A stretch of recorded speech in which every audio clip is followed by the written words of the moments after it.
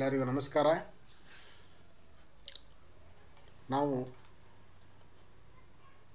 Village accountant ಮತ್ತು PDO ಎಕ್ಸಾಮಿಗೆ ಬರುವಂಥ computer ಒಂದು ಎಕ್ಸಾಮ್ ಏನಿರುತ್ತೆ ನಿಮಗೆ, ಅದರೊಳಗೆ ವಿಲೇಜ್ ಅಕೌಂಟೆಂಟ್ ಆಗಿರ್ಬೋದು ಅಥವಾ PDO ಎಕ್ಸಾಮಿಗೆ 35 ಮಾರ್ಕಸಿಂದು ಕಂಪ್ಯೂಟರ್ ಒಂದು ಟೆಸ್ಟ್ ಇರುತ್ತೆ. ಅದಕ್ಕಾಗಿ ನಾವು ಈ ಕಂಪ್ಯೂಟರ್ ಟ್ರೈನಿಂಗನ್ನು ಮಾಡ್ತಾಯಿದ್ದೀವಿ. ಇದು ಎಲ್ಲ ಯಾರ್ಯಾರು ವಿಲೇಜ್ ಅಕೌಂಟೆಂಟ್ ಅಥವಾ PDO ಎಕ್ಸಾಮ್ಸಿಗೆ ಕುಂಡಿರಬೇಕು ಅಂತ ಯಾರ್ಯಾರು ಅಂದ್ಕೊಂಡಿದ್ದೀರೋ ಅವರಿಗೆ ಅನುಕೂಲ ಆಗಲಿ ಅಂತ ನಾವು ಒಂದು ಈ ಕಂಪ್ಯೂಟರ್ ತರಬೇತಿಯನ್ನು ಮಾಡ್ತಾಯಿದ್ದೀವಿ. ಮೊದಲಿಗೆ ಕಂಪ್ಯೂಟರ್ ಥಿಯರಿ ಬಗ್ಗೆ ಹೇಳ್ತೀವಿ, ನಂತರ ಮಲ್ಟಿಪಲ್ ಚಾಯ್ಸ್ ಕ್ವಶನ್ಸನ್ನು ಯಾವ ಥರ ನಿಮಗೆ ಮಲ್ಟಿಪಲ್ ಚಾಯ್ಸ್ ಕ್ವಶನ್ಸ್ ಎಲ್ಲ ಬೀಳ್ಬೋದು ಅದ್ರ ಬಗ್ಗೆ ಹೇಳ್ತಾ ಹೋಗ್ತೀವಿ. ಈಗ ಸ್ಟಾರ್ಟ್ ಮಾಡೋಣ. ಮೊದಲಿಗೆ ಕಂಪ್ಯೂಟರ್ ಅಂದರೆ ಏನಂತ ತಿಳ್ಕೊಳ್ಳೋಣ. ಕಂಪ್ಯೂಟರ್ ಅಂದರೆ ಏನು ಅಂತ ಯಾರಾದರೂ ನಮಗೆ ಕೇಳಿದರೆ, ಕಂಪ್ಯೂಟರ್ ಅಂದರೆ ಅದೊಂದು ಇಲೆಕ್ಟ್ರಾನಿಕ್ ಯಂತ್ರ. ಅದು ಕಂಪ್ಯೂಟರ್ ಅಂದರೆ ಇಲೆಕ್ಟ್ರಾನಿಕ್ ಯಂತ್ರ. ಇಲೆಕ್ಟ್ರಾನಿಕ್ ಮತ್ತು ಎಲೆಕ್ಟ್ರಿಕಲ್ ಅಂತ 2 ಟೈಪ್ ಇರುತ್ತೆ. ಇಲೆಕ್ಟ್ರಾನಿಕ್ ಒಳಗಡೆ DC ಕರೆಂಟ್ ಪಾಸ್ ಆಗ್ತಾ ಇರುತ್ತೆ. Computer is an electronic device. ಅದು ಇಲೆಕ್ಟ್ರಾನಿಕ್ ಯಂತ್ರ. ಅದರ ಒಳಗಡೆ ಯಾವ ಕರೆಂಟ್ ಪಾಸ್ ಆಗ್ತಾ ಇರುತ್ತೆ ಅಂದರೆ DC ಕರೆಂಟ್ ಪಾಸ್ ಆಗ್ತಾ ಇರುತ್ತೆ. ಇಲೆಕ್ಟ್ರಿಕಲ್ ಅಂದರೆ ಬೇರೆ. ಇಲೆಕ್ಟ್ರಿಕಲ್ ಅಂದರೆ ಅದರೊಳಗೆ AC ಕರೆಂಟ್ ಪಾಸ್ ಆಗ್ತಾ ಇರುತ್ತೆ. ನೆಕ್ಸ್ಟ್ ಕಂಪ್ಯೂಟರ್ ಅಂದರೆ ಏನಂತ ಗೊತ್ತಾಯ್ತು. ಕಂಪ್ಯೂಟರ್ ಅಂದರೆ ಇಲೆಕ್ಟ್ರಾನಿಕ್ ಡಿವೈಸ್ ಅಂತ. ನೆಕ್ಸ್ಟು ಅದೇ ಮಾಡುತ್ತೆ, ಇದು ಡೇಟಾವನ್ನು ಸ್ವೀಕರಿಸುತ್ತೆ. ಡೇಟಾ ಅಂದರೆ ನಾವು ಏನು ಟೈಪ್ ಮಾಡ್ತೀವೋ ಕಂಪ್ಯೂಟರ್ನಲ್ಲಿ ಅದನ್ನು ಅಕ್ಸೆಪ್ಟ್ ಮಾಡುತ್ತೆ. It accepts data what we are going to feed. ನಾವು ಟೈಪ್ ಮಾಡುವಂಥ ಡೇಟಾನ ಅದು ಸ್ವೀಕರಿಸುತ್ತದೆ. ಮತ್ತೇನು ಮಾಡುತ್ತೆ, ನಮ್ಮ ಸೂಚನೆಗಳ ಪ್ರಕಾರ ಅದನ್ನು ಪ್ರಕ್ರಿಯೆಗೊಳಿಸುತ್ತದೆ. ಅದು ತನಗೆ ತಿಳಿದಂಗೆ ಕೆಲಸ ಮಾಡೋದಿಲ್ಲ ರೀ. ಅದು ಕಂಪ್ಯೂಟರ್ ಏನು ಮಾಡೋಂಗಿಲ್ಲ, ತನಗೆ ತಿಳಿದಂಗೆ ಕಂಪ್ಯೂಟರ್ ಅಂದರೆ ಶಾಣೆ ಅಂತೇಳಿ ಎಲ್ಲರೂ ಕಂಪ್ಯೂಟರ್ ಶಾಣೆ ಅಂತೇಳಿ ಎದಕ್ಕೆ ಕರೀತಾರಪ್ಪ ಅಂದ್ರೆ ಅದೇ ನಾವು ಏನು ಹೇಳ್ತೀವಿ ಅದನ್ನು ಮಾತ್ರ ಮಾಡ್ತೈತಿ. ಅದಕ್ಕಾಗಿ ಕಂಪ್ಯೂಟರ್ ಶಾಣೆ ಅಂತೇಳಿ ಅನ್ನಿಸ್ಕೊಂಡೈತಿ. ಅದಕ್ಕೆ ಕಂಪ್ಯೂಟರ್ ಏನು ಮಾಡ್ತೈತಿ, ನಾವು ಏನು ಹೇಳ್ತೀವಿ ಅದನ್ನು ನಾವು ಫಸ್ಟ್ ಡೇಟಾ ಏನು ಟೈಪ್ ಮಾಡ್ತೀವಿ ಅದನ್ನು ಅಕ್ಸೆಪ್ಟ್ ಮಾಡ್ತೈತಿ. ನಾವು ಯಾವ ರೀತಿ ಹೇಳ್ತೀವಿ ಆ ರೀತಿ ಕೆಲಸ ಮಾಡ್ತೈತಿ, ಮಾಡಿ ನಮಗೆ ಒಂದು ಮೀನಿಂಗ್ಫುಲ್ ರಿಸಲ್ಟ್ ಕೊಡ್ತೈತಿ ಅಂತ ನಾವು ಹೇಳ್ಬೋದು. ಕಂಪ್ಯೂಟರ್ ಅಂದ್ರೆ it is an electronic device which accepts a data and processes it according to our instruction and gives meaningful result ಅಥವಾ ಇನ್ಫಾರ್ಮೇಷನ್ ಅಂತ ನಾವು ಹೇಳ್ಬೋದು. ಕಂಪ್ಯೂಟರ್ ಅಂದರೆ ಇದು ಡೆಫಿನಿಷನ್ ಅಂತ ಹೇಳ್ತೀವಿ. ಕ್ಯಾರೆಕ್ಟರಿಸ್ಟಿಕ್ಸ್, ಕಂಪ್ಯೂಟರ್ ಗುಣಗಳು ಏನಪ್ಪ. ಕಂಪ್ಯೂಟರ್ನ ಎಲ್ಲರೂ ಹೆಚ್ಚಾಗಿ ಯೂಸ್ ಮಾಡ್ತಾರೆ, ಹೌದಾ? ನೀವು ಎಲ್ಲೋ ಬ್ಯಾಂಕಿಗೆ ಹೋಗ್ತಾ ಇರ್ತೀರಿ. ಬ್ಯಾಂಕಿಗೆ ಹೋಗ್ಬೇಕಾದ್ರೆ ಎಲ್ಲ ಫ್ರೆಂಡ್ಸ್, ನೀವು 4-5 ಫ್ರೆಂಡ್ಸ್ ಇದ್ದಾರೆ, 4-5 ಫ್ರೆಂಡ್ಸಿನ ಕರ್ಕೊಂಡು ಹೋಗೋದಿಲ್ಲ. ಯಾರು ಎಕ್ಸ್ಪರ್ಟ್ ಇರ್ತಾರೋ ಅವ್ರನ್ನ ಬ್ಯಾಂಕಿಂಗ್ನಲ್ಲಿ ಅವ್ರನ್ನ ಮಾತ್ರ ಕರ್ಕೊಂಡು ಹೋಗ್ತೀರಿ, ಹೌದಾ? ಆ ಥರ ಕಂಪ್ಯೂಟರ್ನ ಎಲ್ಲರೂ ಹೆಚ್ಚಾಗಿ ಎದಕ್ಕೆ ಯೂಸ್ ಮಾಡ್ತಾರಪ್ಪ ಅಂದರೆ, ಒಂದನೇದು ಸ್ಪೀಡ್, ವೇಗವಾಗಿ ಕೆಲಸ ಮಾಡುತ್ತೆ. ನೆಕ್ಸ್ಟ್ ಅಕ್ಯುರಸಿ, ನಿಖರತೆಯಿಂದ ಕೆಲಸ ಮಾಡುತ್ತೆ. ಥರ್ಡ್ ಒನ್ ಸ್ಟೋರೇಜ್, ನಾವು ಟೈಪ್ ಮಾಡಿದ ಇಂಥ ಇನ್ಫಾರ್ಮೇಷನ್ನ ಭಾಳಷ್ಟು ದಿವಸ ಮಟ್ಟ ಸ್ಟೋರ್ ಮಾಡಿ ಇಟ್ಕೋಬೋದು. ನೆಕ್ಸ್ಟ್ ಡಿಲಿಜೆನ್ಸ್ ಅಂತ ಹೇಳ್ತೀವಿ, ಅಂದರೆ ಅದು ಟಯರ್ಡ್ ಆಗೋದಿಲ್ಲ. ಫ್ರಮ್ ಸ್ಟಾರ್ಟಿಂಗ್ ಯಾವ ಸ್ಪೀಡ್ನಾಗೆ ಸ್ಟಾರ್ಟ್ ಮಾಡಿರುತ್ತೋ ಅದು ಟಿಲ್ ಎಂಡ್ ಮಟನೂ ಸೇಮ್ ಸ್ಪೀಡ್ನಾಗೆ ವರ್ಕ್ ಮಾಡ್ತೈತೆ. ಈ ಮೇಜರ್ 4 ಕ್ಯಾರೆಕ್ಟರಿಸ್ಟಿಕ್ಸಿಂದ ಕಂಪ್ಯೂಟರ್ನ ಎಲ್ಲರೂ ಯೂಸ್ ಮಾಡ್ತಾರೆ. Next block diagram of computer ಅಂತ. ಕಂಪ್ಯೂಟರ್ ಆಗಲೇ ನಾವು ಡೆಫಿನಿಷನ್ ಏನು ಹೇಳಿದ್ದೀವಿ ಅದನ್ನೇ ಏನಪ್ಪ ಅಂದರೆ ಬ್ಲಾಕ್ ಡಯಾಗ್ರಾಮ್ ಆಫ್ ಕಂಪ್ಯೂಟರ್ ಅಂತ ಚಿತ್ರದ ಮೂಲಕ ತೋರಿಸ್ತೀವಿ. ಇಲ್ಲೇ ಫಸ್ಟಿಗೆ ಏನು ಮಾಡ್ತೀವಪ್ಪ ಅಂದರೆ ಇನ್ಪುಟ್ ಅಂದರೆ ನಾವು ಇನ್ಪುಟ್ ಡಿವೈಸಸ್ ಅಂದರೆ ಕೀಬೋರ್ಡ್ ಅಥವಾ ಮೌಸ್ ಮೂಲಕ ನಾವು ಟೈಪ್ ಮಾಡ್ತೀವಿ. ಅದು ಎಲ್ಲಿ ಹೋಗುತ್ತೆ, CPU ಅಂತ, ಸೆಂಟ್ರಲ್ ಪ್ರೊಸೆಸಿಂಗ್ ಯೂನಿಟ್. CPU ಒಳಗಡೆ ಡೇಟಾ ಹೋಗುತ್ತೆ. ಅಲ್ಲಿ CPU ಒಳಗಡೆ 2 ಇಮ್ಯಾಜಿನರಿ ಪಾರ್ಟ್ಸ್ ಇರ್ತವೆ. ಒಂದು ALU ಅಂತ, ಅರ್ಥಮೆಟಿಕ್ ಆ್ಯಂಡ್ ಲಾಜಿಕ್ ಯೂನಿಟ್ ಅಂತ, ಮತ್ತು ಇನ್ನೊಂದು ಕಂಟ್ರೋಲ್ ಯೂನಿಟ್ ಅಂತ.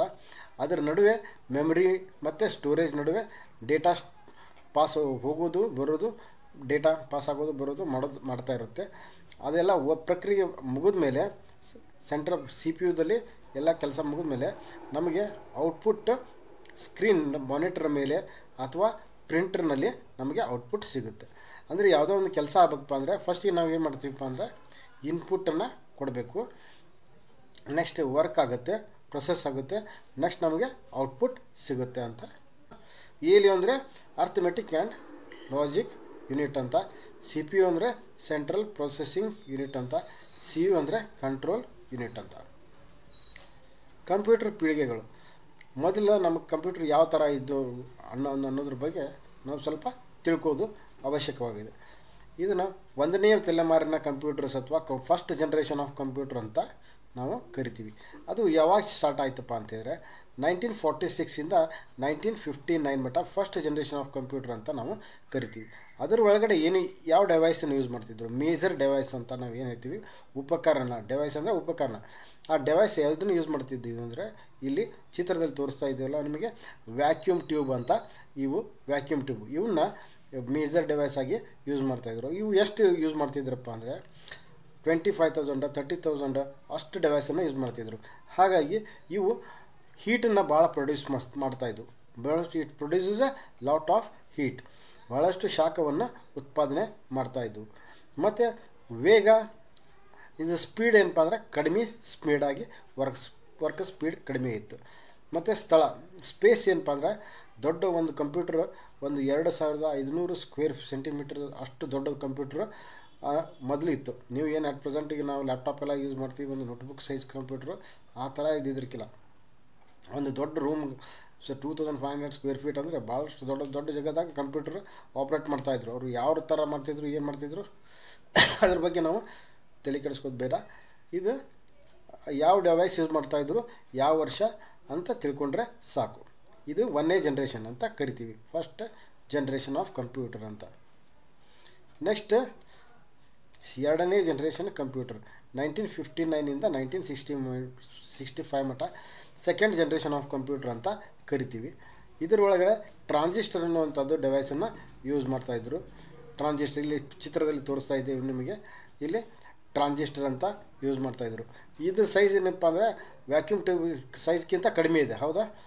ಹಾಗಾಗಿ ಫಸ್ಟ್ ಜನ್ರೇಷನಲ್ಲಿ ಕಂಪೇರ್ ಮಾಡಿದರೆ ಅದು ಸೆಕೆಂಡ್ ಜನ್ರೇಷನಲ್ಲಿ ಅದು ಶಾಖದ ಪ್ರಮಾಣ ಕಡಿಮೆ ಆಯಿತು. ಮತ್ತು ಫಾಸ್ಟಾಗಿ 1ನೇ ಜನ್ರೇಷನ್ ಕಂಪೇರ್ ಮಾಡಿದರೆ ಫಾಸ್ಟಾಗಿ ಕಂಪ್ಯೂಟರ್ ವರ್ಕ್ ಆಗ್ತಾಯಿದ್ದು. ಆಮೇಲೆ ಸ್ಪೇಸ್ ಆಕ್ಯುಪೈ ಮಾಡೋದು ಏನಪ್ಪ ಅಂದರೆ ಜಾಗ ಏನಪ್ಪ ಅಂದರೆ 2500 ಸ್ಕ್ವೇರ್ ಫೀಟ್ ಹೋಗಿ ಕಡಿಮೆ ಜಾಗ ಆಕ್ಯುಪೈ ಮಾಡ್ತಾ ಬಂತು. ಅದು ಸೆಕೆಂಡ್ ಜನ್ರೇಷನ್ ಆಫ್ ಕಂಪ್ಯೂಟರ್ ಅಂತ ನಾವು ಕರಿತೀವಿ. ನಿಮಗೆ ಎಕ್ಸಾಮ್ನಲ್ಲಿ ಕೇಳ್ಬೋದು, ಈ ಸೆಕೆಂಡ್ ಜನ್ರೇಷನ್ ಆಫ್ ಕಂಪ್ಯೂಟರಲ್ಲಿ ಯಾವ ಡೆವೈಸ್ ಯೂಸ್ ಮಾಡ್ತಾಯಿದ್ರು ಅಥವಾ ಯಾವ ಇಯರ್ನಲ್ಲಿ ಸೆಕೆಂಡ್ ಜನ್ರೇಷನ್ ಅಂತ ನಾವು ಕರಿತೀವಿ ಅಂತ ಕೇಳ್ಬೋದು. ನೆಕ್ಸ್ಟ್ ಥರ್ಡ್ ಜನ್ರೇಷನ್ ಅಂತ 1965ಇಂದ 1971 ಮಟ್ಟ ನಾವು ಥರ್ಡ್ ಜನ್ರೇಷನ್ ಆಫ್ ಕಂಪ್ಯೂಟರ್ ಅಂತ ಕರಿತೀವಿ. ಇಲ್ಲಿ IC ಅಂತ ಕರಿತೀವಿ, ಹೌದಾ? ಇಂಟಿಗ್ರೇಟೆಡ್ ಸರ್ಕಿಟ್ಸ್ ಅಂತ ಇಲ್ಲಿ ಚಿತ್ರದಲ್ಲಿ ತೋರಿಸ್ತಾ ಇದ್ದೀವಿ ನಿಮಗೆ, ಹೌದಾ? ಇದು ಹೀಗಾಗಿ 2ನೇ ಜನ್ರೇಷನ್ ಕಂಪೇರ್ ಮಾಡಿದರೆ 3ನೇ ಜನ್ರೇಷನ್ ಕಂಪ್ಯೂಟ್ರು ಹೀಟ್ ಪ್ರೊಡ್ಯೂಸ್ ಮಾಡೋದು ಕಡಿಮೆ ಆಯಿತು ಮತ್ತು ಫಾಸ್ಟಾಗಿ ವರ್ಕ್ ಆಗ್ತಾಯಿದ್ವು. ಸ್ಪೇಸ್ ಆಕ್ಯುಪೈ ಮಾಡೋದು ಕಡಿಮೆ ಆಯಿತು. ನೆಕ್ಸ್ಟ್ ಫೋರ್ತ್ ಜನ್ರೇಷನ್ 1971ಇಂದ 1980 ಮಟ್ಟ ಏನಂತ ಕರಿತೀವಪ್ಪ ಅಂದರೆ ನಾವು ಫೋರ್ತ್ ಜನ್ರೇಷನ್ ಆಫ್ ಕಂಪ್ಯೂಟರ್ ಅಂತ ಕರಿತೀವಿ. ಅದರೊಳಗೆ ಡೆವೈಸ್ ಯಾವುದನ್ನು ಯೂಸ್ ಮಾಡ್ತಾಯಿದ್ರು ಅಂದರೆ LSI ಅಂತ, ಲಾರ್ಜ್ ಸ್ಕೇಲ್ ಇಂಟಿಗ್ರೇಷನ್ ಅಂತ, ಮತ್ತು VLSI ಅಂತ, ವೆರಿ ಲಾರ್ಜ್ ಸ್ಕೇಲ್ ಇಂಟಿಗ್ರೇಷನ್ ಅಂತ, ಮತ್ತು ಮೈಕ್ರೋ ಪ್ರೊಸೆಸರ್ ಅನ್ನುವಂಥದ್ದನ್ನು ಡೆವೈಸನ್ನು ಯೂಸ್ ಮಾಡ್ತಾಯಿದ್ರು. ಮತ್ತು it produces a less amount of heat then the third generation. Heat produce ಮಾಡೋದು ಕಡಿಮೆ ಆಯಿತು, ಸ್ಪೀಡಾಗಿ ವರ್ಕ್ ಮಾಡ್ತಾಯಿದ್ದವು ಫೋರ್ತ್ ಜನ್ರೇಷನಲ್ಲಿ. ಮತ್ತು ಸ್ಪೇಸ್ ಆಕ್ಯುಪೈ ಮಾಡೋದು ಕಡಿಮೆ ಆಯಿತು. ಕಂಪ್ಯೂಟರ್ ಪಿತಾಮಹ ಅಂತ ನಾವು ಯಾರಿಗೆ ಕರಿತೀವಪ್ಪ ಅಂತಂದರೆ ಚಾರ್ಲ್ಸ್ ಬ್ಯಾಬೇಜ್ ಅವರಿಗೆ ಕಂಪ್ಯೂಟರ್ ಪಿತಾಮಹ ಅಥವಾ ಫಾದರ್ ಆಫ್ ಕಂಪ್ಯೂಟರ್ ಅಂತ ಕರಿತೀವಿ. ಇವ್ರನ್ನೇ ಎದಕ್ಕೆ ನಾವು ಫಾದರ್ ಆಫ್ ಕಂಪ್ಯೂಟರ್ ಅಂತ ಕರಿತೀವಿ ಅಂತ ಅನ್ನೋದಕ್ಕೆ ಒಂದು ಉದಾಹರಣೆ ಹೇಳ್ತೀನಿ. ಈಗ ಬಿಲ್ಡಿಂಗನ್ನು ಕಟ್ಟಿರ್ತಾರೆ, ಹೌದಾ? ನಾವು ಯಾರಿಗಾದರೂ ಕೇಳಿದ್ರಪ್ಪ ಅಂದರೆ ಬಿಲ್ಡಿಂಗ್ ಯಾರು ಕಟ್ಟಿದ್ದಾರೆ ಅಂದರೆ ಆ್ಯಕ್ಚುಲಿ ಗೌಂಡಿಗಳು ಕಟ್ಟಿರ್ತಾರೆ. ಆದರೆ ಒಂದು ಪರ್ಫೆಕ್ಟ್ ಶೇಪ್ ಅಂತ ಯಾರು ಅದನ್ನು ಮಾಡಿರ್ತಾರೆ, ಡಿಸೈನ್ ಮಾಡಿರ್ತಾರೆ, ಇಂಜಿನಿಯರ್ ಮಾಡಿರ್ತಾರೆ. ಅದಕ್ಕಾಗಿ ನಾವು ಏನು ಮಾಡ್ತೀವಿ, ಗೌಂಡಿ ಹೆಸರು ಹೇಳೋದಿಲ್ಲ, ಇಂಜಿನಿಯರ್ ಹೆಸರು ಹೇಳ್ತೀವಿ, ಹೌದಾ? ಅದಕ್ಕಾಗಿ ಫಾದರ್ ಆಫ್ ಕಂಪ್ಯೂಟರ್ ಅಂದರೆ ಚಾರ್ಲ್ಸ್ ಬ್ಯಾಬೇಜ್ ಅವರಿಗೆ ನಾವು ಫಾದರ್ ಆಫ್ ಕಂಪ್ಯೂಟರ್ ಅಂತ ಕರಿತೀವಿ. ಇದ್ರ ಸಂಬಂಧ ಭಾಳಷ್ಟು ಮಂದಿ ಸೈಂಟಿಸ್ಟ್ಗಳು ಅದ್ರ ಬಗ್ಗೆ ಎಫರ್ಟ್ಸ್ ಎಲ್ಲ ಮಾಡಿದ್ದಾರೆ. ಮತ್ತು ಫಸ್ಟ್ ಕಂಪ್ಯೂಟರ್ ಅಂತ ಎದಕ್ಕೆ ಕರಿತೀವಪ್ಪ ಅಂದರೆ ಅಬ್ಯಾಕಸ್. ಇದನ್ನು ಚೀನಾ ದೇಶದವರು 1000 BC ಮೊದಲೇ ಅದನ್ನು ಎಡಿಷನ್ನು ಸಬ್ಟ್ರಾಕ್ಷನ್ ಮಾಡಲಿಕ್ಕೆ ಯೂಸ್ ಮಾಡ್ತಾಯಿದ್ರು. ಅವರು ಅದಕ್ಕೆ ಅಬ್ಯಾಕಸ್ ಅಥವಾ ಫಸ್ಟ್ ಕಂಪ್ಯೂಟರ್ ಅಂತ ನಾವು ಕರಿತೀವಿ. ನೆಕ್ಸ್ಟ್ ಕಂಪ್ಯೂಟರ್ ಶಾಖೆಗಳು. ಕಂಪ್ಯೂಟರ್ನಲ್ಲಿ ಎಷ್ಟು ಬ್ರಾಂಚಸ್ ಇದಾವೆ ಅಂದರೆ 2 ಬ್ರಾಂಚಸ್ ಇದಾವೆ. ಒಂದನೇದು ಹಾರ್ಡ್ವೇರ್ ಅಂತ, ಇನ್ನೊಂದು ಸಾಫ್ಟ್ವೇರ್ ಅಂತ. ಹಾರ್ಡ್ವೇರ್ ಅಂದರೆ ಏನು ಅಂತ ತಿಳ್ಕೊಳ್ಳೋಣ. The computer branch which studies the hard parts of the computer which we can see by our eyes is called a hardware. ನಾವು which we can touch and feel. The parts which we can touch and feel. ನಾವು ಯಾವ computer ಭಾಗಗಳನ್ನು ಮುಟ್ಟಿ ನೋಡ್ಬೋದು ಮತ್ತು ಬರಿಗಣ್ಣಿನಿಂದ ನೋಡ್ಬೋದು, ಆ ಒಂದು ಕಂಪ್ಯೂಟರ್ ಭಾಗದ ಬಗ್ಗೆ ನಾವು ಏನು ಸ್ಟಡಿ ಮಾಡ್ತೀವೋ ಅದಕ್ಕೆ ನಾವು ಹಾರ್ಡ್ವೇರ್ ಅಂತ ಕರಿತೀವಿ. ಅದಕ್ಕೆ ಕಂಪ್ಯೂಟರ್ ಸರ್ವಿಸಿಂಗ್ ಅಂತ ಹೇಳ್ತೀವಿ. ಕಂಪ್ಯೂಟರ್ ರಿಪೇರಿ ಮಾಡೋದಾಗಿರ್ಬೋದು. ಕಂಪ್ಯೂಟರ್ ಅಸೆಂಬ್ಲಿಂಗ್ ಅಂತ ಬರುತ್ತೆ. ಅಸೆಂಬ್ಲಿಂಗ್ ಅಂದರೆ ಬೇರೆ ಬೇರೆ ಪಾರ್ಟ್ಸ್ಗಳನ್ನು ತೆಗೆದುಕೊಂಡು ಬಂದು ನಾವು ಒಂದು ಹೊಸ ಕಂಪ್ಯೂಟರ್ನ ರೆಡಿ ಮಾಡೋದಕ್ಕೆ ಅಸೆಂಬ್ಲಿಂಗ್ ಅಂತ ಹೇಳ್ತೀವಿ. ಅದಕ್ಕೆ ನಾವು ಹಾರ್ಡ್ವೇರ್ ಅಂತ ಕರಿತೀವಿ. ಇದನ್ನು ಕೆಲಸ ಮಾಡೋರಿಗೆ ಏನಂತ ಕರೀತಾರಪ್ಪ ಅಂದರೆ ಹಾರ್ಡ್ವೇರ್ ಇಂಜಿನಿಯರ್ ಅಂತ ಕರೀತಾರೆ. ನೆಕ್ಸ್ಟ್ ಸಾಫ್ಟ್ವೇರ್ ಅಂದರೆ ಏನು ರೀ? ಸಾಫ್ಟ್ವೇರ್ ಅಂದರೆ ಎ ಸೆಟ್ ಆಫ್ ಪ್ರೋಗ್ರಾಮ್ಸ್. ಭಾಳಷ್ಟು ಪ್ರೋಗ್ರಾಮ್ಸನ್ನು ನಾವು ಗ್ರೂಪ್ ಆಗಿ ಏನಂತ ಕರಿತೀವಪ್ಪ ಅಂದರೆ ಸಾಫ್ಟ್ವೇರ್ ಅಂತ ಕರಿತೀವಿ. This we can't see by our ice. ಇದನ್ನು ನಾವು ಕಣ್ಣಿಲ್ಲಿ ನೋಡಲಿಕ್ಕೆ ಆಗೋದಿಲ್ಲ. ನೆಕ್ಸ್ಟ್ ಇಲ್ಲಿ ಒಂದು ಪ್ರೋಗ್ರಾಮ್ ಅಂತ ಒಂದು ಸೆಂಟೆನ್ಸ್ ವರ್ಡ್ ಬಂತು. ಪ್ರೋಗ್ರಾಮ್ ಅಂದರೆ ಏನಪ್ಪ ಅಂದರೆ ಎ ಸೆಟ್ ಆಫ್ ಇನ್ಸ್ಟ್ರಕ್ಷನ್ಸ್. ಒಂದೊಂದಾಗೆ ನಾವು ಇನ್ಸ್ಟ್ರಕ್ಷನ್ ಏನು ಹೇಳ್ತೀವಿ ಅದಕ್ಕೆ ನಾವು ಪ್ರೋಗ್ರಾಮ್ ಅಂತ ಕರಿತೀವಿ. ಎದಕ್ಕೆ ಹೇಳ್ತೀವಪ್ಪ ಅಂತ ಹೇಳಿದರೆ a set of instructions given to a computer to do a particular task is called a program. ಯಾವುದೋ ಒಂದು ನಿರ್ದಿಷ್ಟವಾದ ಒಂದು ಕೆಲಸ ಆಗಬೇಕಾಗಿರುತ್ತೆ, ಅದಕ್ಕೆ ನಾವು ಸ್ಟೆಪ್ ಬೈ ಸ್ಟೆಪ್ ನಾವು ಇನ್ಸ್ಟ್ರಕ್ಷನ್ನ ಕೊಡ್ತಾ ಹೋಗ್ತೀವಿ. ಅದು ಆವಾಗ ಒಂದು ಕೆಲಸ ಆಗುತ್ತೆ. ಅದಕ್ಕೆ ನಾವು ಏನಂತ ಹೇಳ್ತೀವಿ? ಪ್ರೋಗ್ರಾಮ್ ಅಂತ ಕರಿತೀವಿ. ಅಂತ ಭಾಳಷ್ಟು ಪ್ರೋಗ್ರಾಮ್ ಗ್ರೂಪ್ ಆಗಿ ಏನಾಗುತ್ತೆ ಅಂತ ಹೇಳಿದ್ರೆ ಸಾಫ್ಟ್ವೇರ್ ಆಗಿರುತ್ತೆ. ಈಗ ಫಾರ್ ಎಕ್ಸಾಂಪಲ್ ಬ್ಯಾಂಕಿಂಗ್ ಮೊದಲು ಏನಪ್ಪ ಅಂದರೆ ಅದನ್ನು ಕಂಪ್ಯೂಟರೈಸ್ ಮಾಡಿಸ್ಬೇಕಪ್ಪ ಅಂತ ಹೇಳಿದ್ರೆ ಅದಕ್ಕೆ ಸಾಫ್ಟ್ವೇರ್ ಇಂಜಿನಿಯರ್ನ ಕರೆಸ್ತಾರೆ ಅವ್ರು. ಹೌದಾ? ಸಾಫ್ಟ್ವೇರ್ ಇಂಜಿನಿಯರ್ ಕರೆಸಿದಾಗ ಅವ್ರು ಕೇಳ್ತಾರೆ ಏನೇನು ವರ್ಕ್ ಮಾಡ್ತೀರಾ ಅಂತೇಳಿ. ಅವ್ರು ಬ್ಯಾಂಕ್ನವ್ರು ಹೇಳ್ತಾರೆ ಫಸ್ಟ್ ಯಾರಾದ್ರು ನಮ್ಮ ಕಸ್ಟಮರ್ ಬಂದ್ರಪ್ಪ ಅಂದ್ರೆ ಅವ್ರ ಕಡೆ ಅಪ್ಲಿಕೇಶನ್ ಫಾರ್ಮನ್ನ ತುಂಬಿಸ್ಕೋತೀವಿ. ಅದರೊಳಗೆ ನೇಮ್, ಅಡ್ರೆಸ್, ಕಾಂಟ್ಯಾಕ್ಟ್ ನಂಬರ್, ಎಷ್ಟು ಅಮೌಂಟ್ ಡಿಪಾಸಿಟ್ ಮಾಡ್ತಾರೆ ಇನಿಷಿಯಲ್, ಅದಕ್ಕೆ ಈ ಥರ ನಾವು ಒಂದು ಅಪ್ಲಿಕೇಶನ್ ಫಾರ್ಮನ್ನು ಕೊಡ್ತೀವಿ ಅಂತ ಹೇಳ್ತಾರೆ. ಅದಕ್ಕೊಂದು ಪ್ರೋಗ್ರಾಮ್ ಬರೀತಾರೆ. ನೆಕ್ಸ್ಟ್ ಮತ್ತೇನು ಮಾಡ್ತೀರಾ ಅಂತ ಕೇಳ್ತಾರೆ. ಮತ್ತು ಒಬ್ಬರು ಬರ್ತಾರೆ ಅಮೌಂಟನ್ನು ಡಿಪಾಸಿಟ್ ಮಾಡಬೇಕು ಅಂತ ಹೇಳ್ತಾರೆ. ಅಮೌಂಟ್ ಎಷ್ಟು ಡಿಪಾಸಿಟ್ ಮಾಡ್ತಾರೆ, ಎಷ್ಟು ಪೀರಿಯಡ್ ಮಟ್ಟ ಮಾಡ್ತಾರೆ, ರೇಟ್ ಆಫ್ ಇಂಟ್ರೆಸ್ಟ್ ಎಷ್ಟು, ಅದಕ್ಕೊಂದು ಪ್ರೋಗ್ರಾಮ್ ಬರೀತಾರೆ. ಮತ್ತು ಏನು ಮಾಡ್ತೀರಾ? ಮತ್ತು ಲೋನ್ ಬೇಕಂತ ಬರ್ತಾರೆ. ಲೋನ್ ಬೇಕಂದರೆ ಎಷ್ಟು ಲೋನ್ ಬೇಕು, ಎಷ್ಟು ಪೀರಿಯಡ್ ಮಟ್ಟ ಲೋನ್ ಮಂತ್ಲಿ ರಿಪೇಮೆಂಟ್ ಹೆಂಗೆ ಮಾಡ್ತಾರೆ, ರೇಟ್ ಆಫ್ ಇಂಟ್ರೆಸ್ಟ್ ಎಷ್ಟು, ಅದಕ್ಕೊಂದು ಪ್ರೋಗ್ರಾಮ್ ಬರೀತಾರೆ. ಹೀಗೆ ಭಾಳಷ್ಟು ಪ್ರೋಗ್ರಾಮ್ಸ್ ಗ್ರೂಪ್ ಆಗಿ ಏನಾಗಿರುತ್ತೆ? ಸಾಫ್ಟ್ವೇರ್ ಆಗಿರುತ್ತೆ. ಇಂಡಿವಿಜುವಲ್ ಆಗಿ ಅದಕ್ಕೆ ನಾವು ಪ್ರೋಗ್ರಾಮ್ ಅಂತ ಕರಿತೀವಿ. ನಿಮಗೆ ಎಕ್ಸಾಮ್ನಲ್ಲಿ ಕೇಳ್ಬೋದು ಏನಪ್ಪ ಅಂತ ಹೇಳಿದ್ರೆ a set program is a dash, a set of instructions, a set of programs, a set of ಏನೇನು ಬೇರೆ ಏನಪ್ಪ ಸೆಟ್ ಆಫ್ ಇನ್ಸ್ಟ್ರಕ್ಷನ್ಸ್ ಅಂತ ಕೇಳ್ಬೋದು. ಈ ಥರ ಎ ಸೆಟ್ ಆಫ್ ಇನ್ಸ್ಟ್ರಕ್ಷನ್ಸ್ ಅಂದರೆ ಪ್ರೋಗ್ರಾಮ್ ಅಂತ ನಾವು ಹೇಳ್ತೀವಿ. ಸಾಫ್ಟ್ವೇರ್ ಅಂದರೆ ಎ ಸೆಟ್ ಆಫ್ ಪ್ರೋಗ್ರಾಮ್ಸ್ ಅಂತ ಹೇಳಬೇಕಾಗುತ್ತೆ. ಎ ಸೆಟ್ ಆಫ್ ಪ್ರೋಗ್ರಾಮ್ಸ್ ಅಂತ ನೆನ್ಪಿಟ್ಕೊಳ್ಳಿ. ಪ್ರೋಗ್ರಾಮ್ ಅಂದರೆ ಎ ಸೆಟ್ ಆಫ್ ಇನ್ಸ್ಟ್ರಕ್ಷನ್ಸ್. ಎಷ್ಟು ನೆನ್ಪಿಟ್ಕೊಂಡ್ರೆ ನೀವು ಎಕ್ಸಾಮ್ನಲ್ಲಿ ಏನಾದರೂ ಕೇಳಿದರೆ ಬರಿಬೋದು. Software types. ಸಾಫ್ಟ್ವೇರ್ನಲ್ಲಿ ಬೇರೆ ಬೇರೆ ಟೈಪ್ ಬರುತ್ತೆ. ಒಂದೇದು ಫಸ್ಟ್ ಜನರಲ್ ಪರ್ಪಸ್ ಸಾಫ್ಟ್ವೇರ್ ಅಂತ, ಸಾಮಾನ್ಯ ಉದ್ದೇಶದ ಸಾಫ್ಟ್ವೇರ್. ಜನರಲ್ ಆಗಿ ಎಲ್ಲರೂ ನಾವು ಕಾಮನ್ ಆಗಿ ಎಲ್ಲ ಯೂಸ್ ಮಾಡುವಂಥ ಸಾಫ್ಟ್ವೇರಿಗೆ ಜನರಲ್ ಪರ್ಪಸ್ ಸಾಫ್ಟ್ವೇರ್ ಅಂತ ಹೇಳ್ತೀವಿ.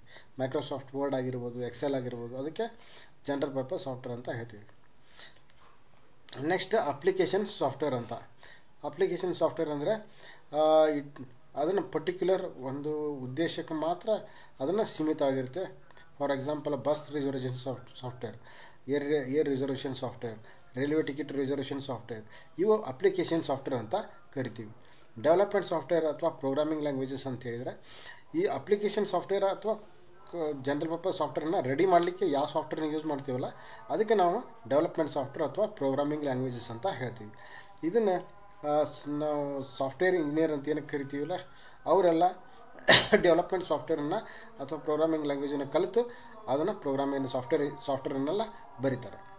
ನೆಕ್ಸ್ಟ್ ಬರೋದು ಸಿಸ್ಟಮ್ ಸಾಫ್ಟ್ವೇರ್ ಅಥವಾ ಆಪ್ರೇಟಿಂಗ್ ಸಿಸ್ಟಮ್ ಅಂತ. ಇದು ಕಂಪ್ಯೂಟರ್ನಲ್ಲಿ ಭಾಳಷ್ಟು ಇಂಪಾರ್ಟೆಂಟ್ ವರ್ಕನ್ನು ಮಾಡುತ್ತೆ. ಈ ಕಂಪ್ಯೂಟರ್ನಲ್ಲಿ ಸಿಸ್ಟಮ್ ಸಾಫ್ಟ್ವೇರ್ ಇಲ್ಲ ಅಂದರೆ ನಮಗೆ ವರ್ಕ್ ಮಾಡಲಿಕ್ಕೆ ಬರೋದಿಲ್ಲ.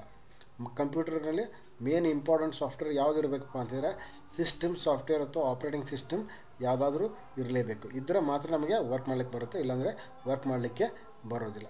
ಓಕೆ, ನೆಕ್ಸ್ಟ್ ಕ್ಲಾಸ್ನಲ್ಲಿ ಮತ್ತೆ ನಾವು ಇದರ ಮುಂದಿನ ಭಾಗವನ್ನು ಹೇಳ್ತಾ ಹೋಗ್ತೀವಿ. ನೀವು ನಮ್ಮ ಚಾನಲ್ಗೆ ಹೊಸದಾಗಿ ಆಗಿದ್ದರೆ ಸಬ್ಸ್ಕ್ರೈಬ್ ಬಟನನ್ನು ಪ್ರೆಸ್ ಮಾಡಿ, ಬೆಲ್ ಐಕಾನನ್ನು ಪ್ರೆಸ್ ಮಾಡಿ. ನಾವು ಬಿಡುವಂಥ ಎಲ್ಲ ವಿಡಿಯೋಗಳು ನಿಮಗೆ ಮೊದಲೇ ತಲುಪಬೇಕಾದ್ರೆ ಸಬ್ಸ್ಕ್ರೈಬ್ ಬಟನನ್ನು ಪ್ರೆಸ್ ಮಾಡಿದರೆ ಮೊದಲೇ ರೀಚ್ ಆಗುತ್ತವೆ. Thank you one and all. ಎಲ್ಲರಿಗೂ ನಮಸ್ಕಾರ ಹೇಳ್ತಾ ಈ ವಿಡಿಯೋನ ಮುಗಿಸ್ತಾ ಇದ್ದೀವಿ. ಮತ್ತೆ ಸಿಗೋಣ. Thank you one and all.